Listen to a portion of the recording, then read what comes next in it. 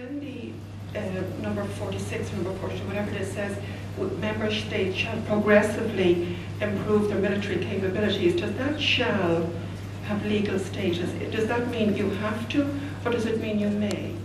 Good evening, everybody. Pearse Farrell at Lisbon.org. Yeah, in terms of the military expenditure / capability, now the treaty itself says shall progressively undertake to improve military capability.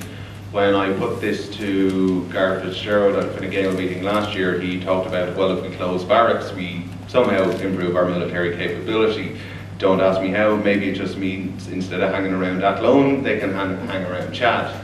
Now, in terms of the figure of 2% and 10%, what the treaty does, and the specific article referred to, is put something called the European Defence Agency, which was established by a vote of the European Parliament in 2004. It puts that on a statutory basis. So it's a legal entity like the Revenue Commissioners or the Equality Authority or anything else that can compel a member state, because the Union now has a legal identity, to follow what the EDA presumably proposes and the Commission decides. Now, if you just put in EDA, those three letters, into Google, you will find the website of the European Defence Agency.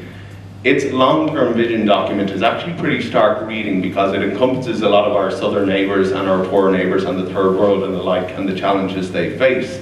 And it says, in order to meet basically our hungry, starving neighbours to the south and be able to keep them away, we have to make sure all states spend 2% on military capability, and collectively as a union spend 10% of all revenues on military research. I think those are the figures, but they are in the long-term vision document of the European Defence Agency. And now, just in terms of the tax by the EU, it's just to let you know, if you go to the EU offices on Dawson Street, you can get its number C115, 9th of May 2000. Barely a month before our vote, they actually produced stuff.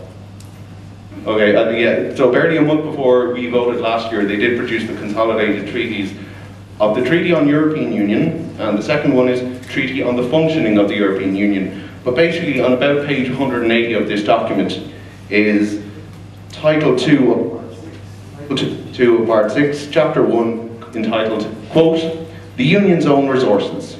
So Article 311, thank you very much, sir, of the Treaty on the Function of the European Union states, the Union shall provide itself with the means necessary to attain its objectives and carry through its policies.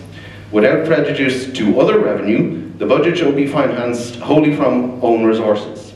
The Council, acting in accordance with special legislative procedure, shall unanimously, and after consulting the European Parliament, but that's only in consultation, adopt a decision laying down the provisions relating to the system of own resources of the Union. In this context, it may establish new categories of own resources or abolish an existing category. Now, throughout this article, the word tax isn't actually mentioned, but it says resources. So it's very possible that they could use resources other than purely monetary ones. But it is there in Article 311 of the Treaty on the Functioning of the Union. Thanks. Thank you.